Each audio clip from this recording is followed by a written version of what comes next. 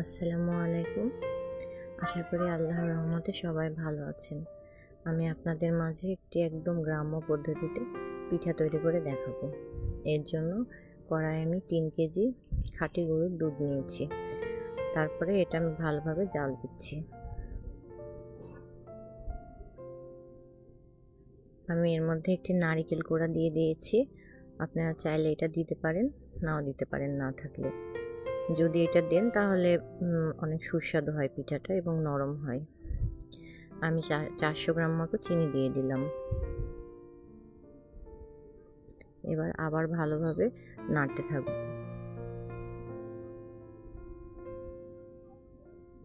এরপরে আমি আরেকটা পাত্রে পানি নিয়ে নিয়েছি। এটা দিয়ে আমি চিনির শিরা তৈরি করছি পিঠাটা ভিজানোর জন্য। আমি এখানে 1.25 কেজি পরিমাণ চিনি দিয়ে দিয়েছি। এবার এটা ভালো করে জাল দিতে হবে। আমি নাড়ছি ভালো করে চামচ দিয়ে, যেন এটা তাড়াতাড়ি ঠিক মতো গলে যায়। চিনির শিরাটা আমার হয়ে গেছে। আমি এগুলো একটি জায়গায় আপনাকে আলাদা আলাদা দেখাচ্ছি খুবই ভালোভাবে। আর দুধ দিয়ে আমি দুধের চাচি যেটাকে বলে গ্রাম্য ভাষায়, সেটা তৈরি করে নিয়েছি। এখানে আমি চালের গুঁড়া নিয়েছি, এখানে আমি পিওর দেশি গমের আটা নিয়েছি। এবার একটি পাত্রে আমি চালের আটা অর্ধেক পরিমাণ নিয়ে নিলাম। তারপরে আমি 500 গ্রাম মতো গমের আটা নিয়ে নিলাম। এবার একসঙ্গে ভালো করে হাত দিয়ে মিশিয়ে নিব। মিশানো ভালোভাবে হয়ে গেলে আমি 1 চামচ লবণ দিয়ে দিব। অবশ্যই সেটা ছোট চামচের হতে হবে, সেটা অনেক বড় চামচ হলে ভালো হবে না।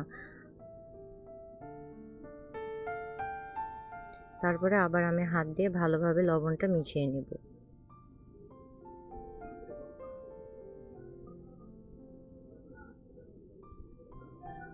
এরপরে মিশানো হয়ে গেলে আমি অল্প করে পানি দেব আর আবার নাড়তে থাকব। এইভাবে আমি আবার পানি দেব আর নাড়তে থাকব। দিয়ে আমি একটি আটার ভালো মিশ্রণ তৈরি করে নেব। এই যে আমার আটার মিশ্রণটি দেখেন কেমন হয়েছে, ঠিক এভাবে করে নেবেন। চুলায় আমি একটি কড়াইতে তেল বসিয়ে দিয়েছি এবং আমি আস্তে আস্তে করে গোল করে নিচ্ছি দুধের ক্ষীরটাকে, এবং গোলানো আটার মধ্যে আমি এইভাবে দিয়ে দিচ্ছি। এবং এগুলো ভালোভাবে আটা দিয়ে মিশ্রণটাকে ঢেকে তারপরে এভাবে ভেজে নিতে হবে। এবং খুবই আস্তে করে উল্টায়ে ভাজতে থাকবেন। এটা খুবই আলতোভাবে ভেজে নিতে হয় এবং একটু লালচে করে ভেজে নিতে হয়। এরপর আমি পাশেই যে চিনির শিরাটা করে রেখেছিলাম সেটার মধ্যে ভিজিয়ে দিলাম। বাকি পিঠাগুলোও আমি একইভাবে ভিজিয়ে দেব। সবগুলো আমি ভিজিয়ে নিচ্ছি আস্তে আস্তে।